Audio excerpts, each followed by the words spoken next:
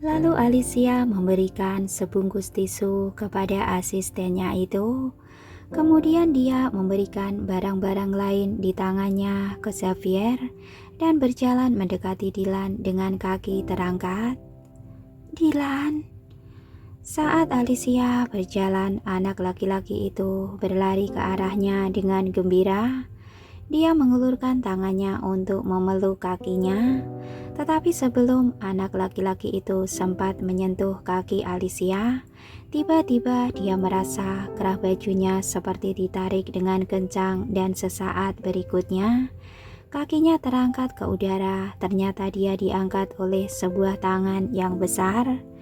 Si bocah lelaki itu menoleh dengan heran. Dia melihat Dylan dengan wajah yang tampan dan ekspresi yang menggelap, sedang mengangkatnya seperti mengangkat ayam. Apakah keluargamu tidak pernah mengajarimu bahwa lelaki dan wanita tidak boleh saling menyentuh? Bocah kecil itu langsung terkejut ketika bercitatap dengan mata Dylan yang dingin. Orang dewasa sekalipun tak akan tahan dengan tatapan mata Dylan yang dingin, apalagi anak kecil. Si bocah lelaki itu langsung mengangkat kepalanya dan menangis. Ibu dari bocah itu tanpa sadar berlari mendekat, tetapi ketika jaraknya masih sekitar 1 meter lagi dari si anak, dengan ragu-ragu dia berhenti. Dia tidak enak hati untuk melindungi putranya. Putranya mengerti tentang ucapan Dylan, tetapi dia sendiri malah tidak mengerti. Pantas saja semua orang menyalahkannya. Dia seharusnya memang benar-benar tidak boleh bersikap seperti itu. Alicia yang melihat ekspresi muram pada wajah ibu dari si anak lalu terdiam sejenak dan berkata, Dylan, kembalikan anak itu kepada mamanya. Kau telah membuatnya ketakutan. Dylan mengerutkan hidungnya. Dia belum pernah membesarkan seorang anak, jadi bagaimana dia bisa tahu bahwa anak itu akan begitu ketakutan? Benar-benar merepotkan. Lalu Dylan menggendong si bocah lelaki itu dan meletakkannya tepat di depan ibu si bocah lelaki tersebut. Kemudian dengan tanpa ekspresi dia berkata, Aku kembalikan bocah cengeng ini kepadamu. Dan lain kali, jangan sampai aku mendengar lagi apa yang kau katakan tadi. Anak itu sangat pelupa sifatnya sehingga setelah ketakutan sesaat, begitu turun dari gendongan Dylan, dia langsung terbang ke pelukan mamanya. Dengan cepat wanita itu memeluk putranya. Dan baru pada saat memeluk putranya itu, dia baru menyaksikan bahwa putranya masih hidup. Nak, ini salah mama. Dia memeluk putranya dan menangis dengan terseduh-seduh. Setelah beberapa saat tangisannya berhenti, dia menatap Alicia lalu membuka mulutnya seperti ingin mengatakan sesuatu. Tetapi pada akhirnya dia hanya memeluk putranya dan membungkuk badan kepada Alicia. Dan pada saat ini keheningan jauh lebih baik daripada berbicara.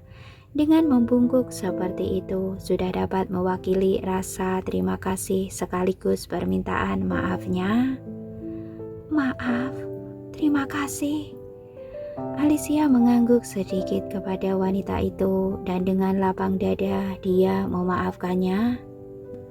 Sebenarnya wanita itu tidak jahat, dia hanya merasa cemas dan panik saja. Jika Alicia kehilangan orang tua angkat dan adik laki-lakinya, dia juga tidak dapat membayangkan akan bersikap seperti apa jadinya. Dia memposisikan dirinya di posisi wanita itu. Dylan yang seakan bisa membaca pikirannya mendengus perlahan dan berkata, sekarang kau yang jadi orang baiknya, dan yang jadi orang jahat itu malah aku. Alicia langsung memelototi Dylan dengan pura-pura marah. Masih berani bilang seperti itu? Bukannya kau sudah berjanji akan turun secepatnya? Kau tahu tidak, kau hampir saja menakutiku. Dan saat Dylan mendengar bagian pertama dari kalimat itu, matanya langsung menggelap. Tetapi ketika dia mendengar bagian kedua dari ucapan Alicia itu, dengan cepat kegelapan itu sirna. Dia melengkungkan sudut mulutnya dan bergumam pelan, "Semua ini demi kau." Alicia tidak terlalu jelas mendengarnya, lalu bertanya dengan curiga, "Apa yang kau katakan barusan?" Dylan mengeluarkan sebuah buku dari saku di tengah pakaiannya, mengangkat tangannya dengan santai dan melemparkan buku itu ke Alicia. Dengan tak sadar, Alicia menangkap benda yang dilemparkan Dylan kepadanya itu lalu melihatnya. Ternyata itu adalah sebuah buku catatan yang agak menguning. Lalu dengan bingung Alicia bertanya, "Ini?" Dengan santai Dylan berkata, "Aku tidak tahu apakah benda ini yang sedang kau cari. Lihatlah sendiri. Aku akan bertanya kepada Xavier apa yang terjadi sebenarnya." Setelah selesai berbicara, dia tidak memperhatikan Alicia lagi dan langsung melangkahkan kakinya berjalan menghampiri Xavier. Alicia melirik punggung Dylan dan entah mengapa dia merasa dari balik punggungnya pun dia tampak agak mengesalkan. Perasaan macam apa ini? Lalu Alicia mengalihkan pandangannya dan melihat ke halaman pertama buku catatan itu dengan bingung. Setelah melihat beberapa kata di halaman depan buku itu, pupil matanya langsung menegang. Ini adalah... Dia melihat beberapa kata yang tertulis dengan indah dan tegas di halaman depan buku itu. Diari Sharon. Ini buku diari Mama. Dengan cepat Alicia membalik beberapa halaman buku itu dan menemukan bahwa buku itu penuh dengan tulisan mamanya. Saat itu dia masih kecil dan tidak tahu bahwa mamanya memiliki kebiasaan menulis buku harian. Ini benar-benar kejutan yang menyenangkan. Saking kagetnya Alicia yang biasanya jarang sekali menunjukkan ekspresinya, mau tak mau memegang buku diari itu erat-erat dan menangis bahagia. Buku harian ini tidak hanya dapat memecahkan misteri tetapi juga merupakan benda peninggalan mamanya.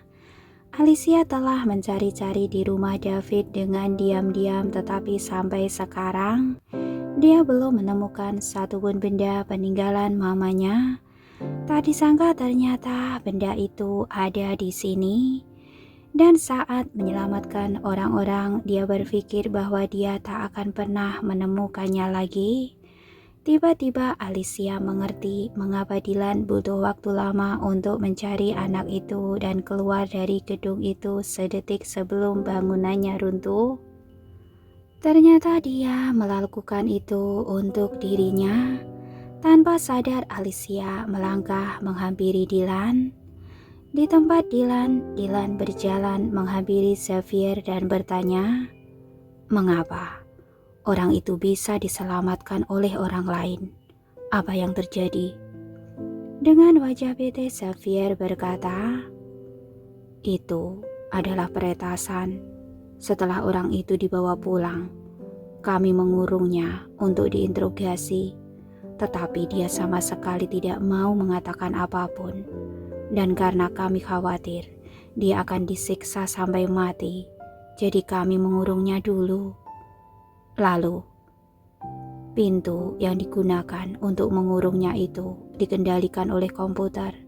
Aku pikir ini adalah cara yang paling aman. Akibatnya peretas dari pihak mereka sangat hebat dan dapat meretas keamanan sistem Semador itu tanpa bisa aku sadari. Dan ketika aku menyadarinya, orang itu sudah dibawa pergi. Sekarang tinggal satu lagi yang akan mereka lakukan, yaitu membunuhmu." Alis Dylan mengerut. Pintu gedung Sebastian Corps juga menggunakan sistem semador. Jadi kami terkunci di dalam dan tidak bisa keluar. Xavier mengangguk. Begitu aku melihat pesan yang ditinggalkan itu, aku langsung menelponmu dan segera datang untuk menemuimu. Akibatnya, di tengah jalan aku dihadang oleh sekelompok orang. Hansel dan Robert belum sampai, tetapi mereka tidak melakukan apapun terhadapku. Mereka hanya menghalangi kami agar tidak bisa datang untuk menyelamatkanmu. Sepertinya target mereka yang sebenarnya adalah dirimu. Dylan tenggelam dalam pikirannya sendiri. Sebenarnya siapa yang begitu menginginkan nyawanya? Tetapi untung saja, Xavier menghela nafas lega dan berkata, untung saja kalian berhasil merusak dan menobrak pintunya. Kalau tidak, semua orang yang ada di dalam termasuk kau akan terjebak di dalam dan tidak bisa keluar. Asalkan masih bernyawa, kita masih memiliki kesempatan untuk mencari tahu dalang yang berada di balik layar ini. Pintunya tidak dirusak. Hah? Xavier langsung terkejut dan bertanya dengan heran. Lalu, bagaimana kau bisa keluar? Dylan mengangkat matanya dan menatap Alicia yang kebetulan sedang berjalan ke arahnya. Dylan menyunggingkan bibirnya dengan bangga dan berkata, Alicia menyerang servo mereka. Apa? Mata Xavier membelalak dengan lebar karena terkejut. Ilmu peretasan pihak mereka jauh lebih baik daripada punyaku. Dia yang hanya gadis biasa, bagaimana mungkin bisa melakukannya? Harus diketahui bahwa dalam dunia peretasan ada peringkatnya masing-masing, dan Xavier menempati urutan kedua setelah peretas misterius bernama Noodles di urutan pertama. Dylan melirik Xavier lalu dengan santai bertanya, apakah menurutmu dia masih gadis biasa? Xavier langsung tersedak dan tak bisa berkata-kata.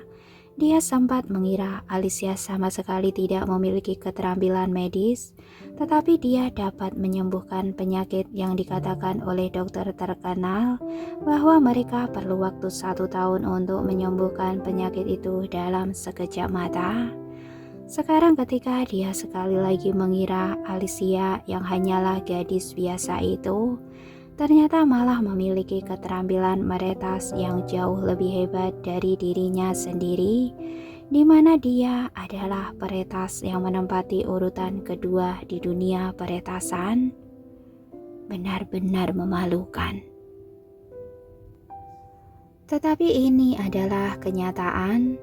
Alicia memang bukan gadis biasa. Dia sendiri yang sudah meremehkannya. Xavier tersenyum masam dan berkata pada Dylan, aku rasa aku perlu pergi ke dokter mata dulu. Akhir-akhir ini, aku selalu salah dalam pandanganku melihat orang. Dylan baru saja hendak berbicara ketika Alicia menghampiri mereka. Alicia memeluk buku catatan itu erat-erat. Dia membuka mulutnya dan tampak ragu-ragu untuk berbicara. Setelah terdiam cukup lama, akhirnya dia mengatakan sebuah kalimat. Dylan, terima kasih. Terima kasih telah mempertaruhkan nyawamu demi untuk membantuku mendapatkan kembali buku harian mamaku. Dylan mengangkat bahunya dan berkata, sepertinya kau lupa lagi dengan ucapanku sebelumnya. Kau suka sekali mengucapkan terima kasih. Lebih baik kau masakan pangsit untukku setelah pulang nanti. Alicia dengan penuh semangat mengangguk dan berkata, iya, aku akan memasakkan sebanyak yang kau mau.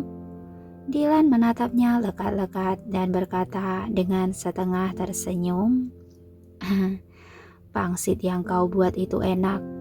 Aku ingin memakannya selama sisa hidupku. Apakah kau mau membuatkannya? Xavier yang berada di sebelahnya langsung tersedak karena salivanya sendiri.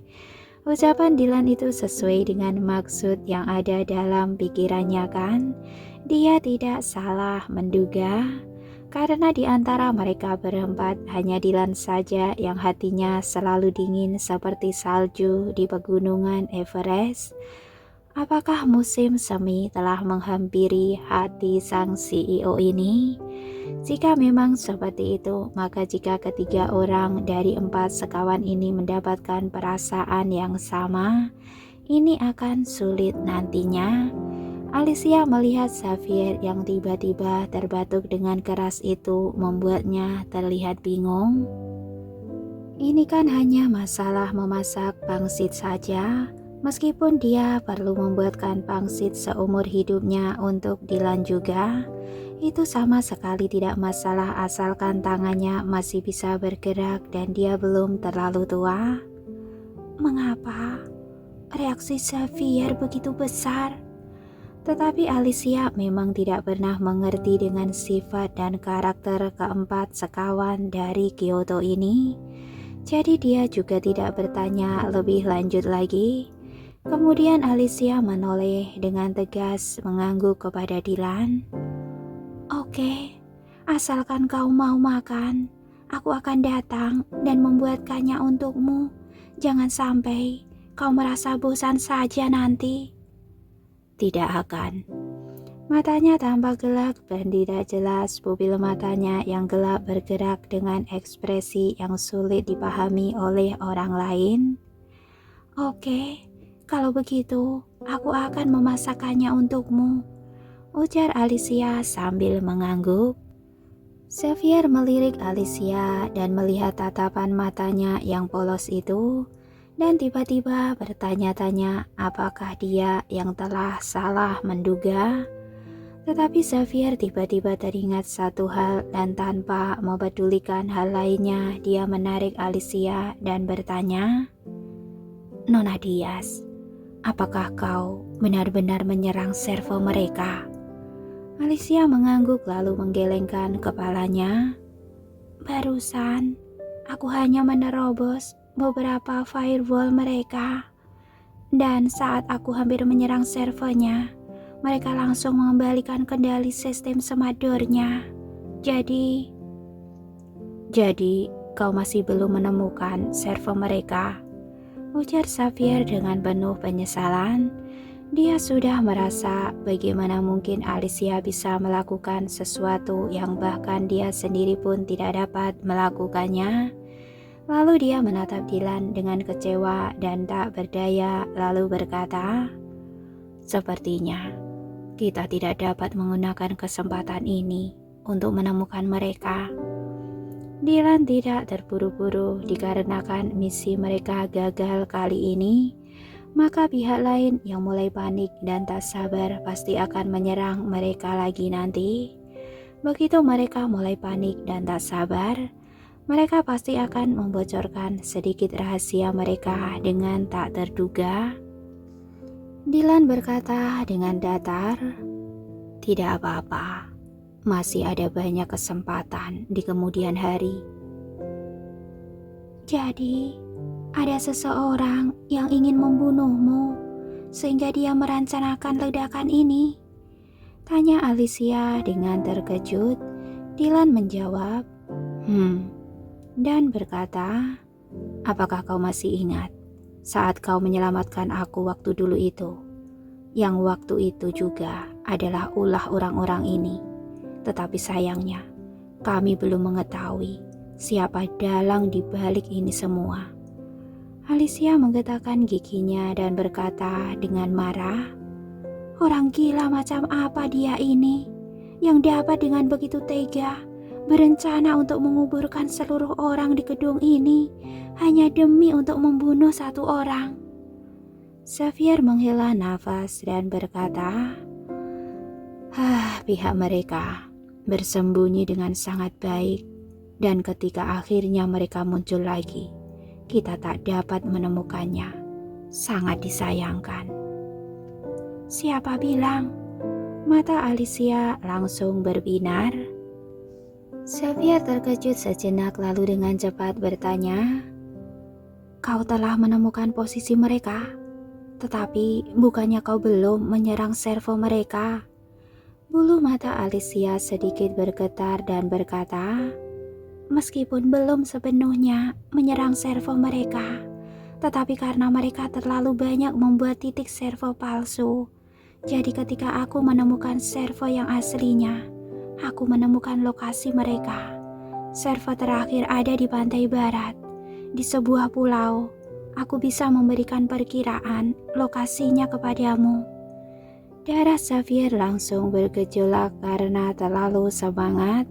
Setelah beberapa saat dia mengucapkan sebuah kalimat, "Keren sekali, Nona Diaz. Kau benar-benar keren sekali." Dylan tak berbicara tetapi menatap Alicia lekat-lekat. Alicia sendiri tidak merasa dia hebat karena itu hanya kebetulan saja. Jadi Alicia sekalian melihat perkiraan lokasi mereka. "Mereka telah menghancurkan gedung itu. Jadi tolong bantu aku, tangkap orang itu," katanya dengan dingin. "Jangan khawatir, itu tanggung jawabku, dan mengenai bangunannya, keluarga Spencerku akan membiayai bangunannya kembali." Mata Alicia langsung mengeruh. Gedung ini adalah hasil kerja keras mamanya. Jika dibangun kembali itu tidak akan sama sekali, dan dia juga tak akan pernah memiliki kesempatan untuk masuk dan melihat kompartemen rahasia itu lagi. Dan tiba-tiba terdengar suara ratapan. Perusahaanku." Mereka bertiga langsung menoleh ke arah datangnya suara itu bersama-sama. Tampak David yang merosot dan berlutut di jalan sambil menangis. Kelakuannya itu tampak cukup lucu. Xavier menatap Alicia dengan penuh simpati dan berkata, "Lelaki tua ini sama sekali tidak peduli dengan hidup matimu. Di matanya hanya ada bangunan ini." Alicia tidak memiliki perasaan apapun. Sejak Alicia mengetahui bahwa David bukan ayah kandungnya, ketulusan terakhir dari hatinya juga sudah sirna sepenuhnya. Tanpa adanya rasa ketulusan itu, dia juga tidak peduli lagi dengan apa yang dilakukan oleh David. Jadi sudah pasti semua itu tidak akan mampu membangkitkan gejolak dan perasaan di hatinya. "Aku kesana dulu. Ini tolong kau simpankan untukku. Aku akan mengambilnya kembali saat aku ada waktu." Sambil berkata, Alicia menyerahkan buku harian yang dia pegang dengan erat-erat itu ke tangan Dylan. Dylan tahu bahwa benda ini sangat penting bagi Alicia, jadi dia mengambilnya dengan ekspresi serius. "Jangan khawatir, aku akan membantumu menyimpannya dengan baik." "Terima kasih." Alicia mengangguk sedikit lalu baru tersadar bahwa sepertinya dia telah mengucapkan terima kasih lagi. Wajahnya langsung menegang. Dengan tak berdaya Dylan tersenyum dan berkata, "Tidak apa-apa. Jika kau tak bisa mengubah kebiasaanmu ini, pergilah. Setelah kau menghibur pria itu, jangan lupa untuk merawat luka di tubuhmu. Ingatlah bahwa kau ini masih seorang perempuan, jadi jangan sampai ada bekas luka di tubuhmu." "Oke." Alicia mengangguk dan berjalan mendekati David.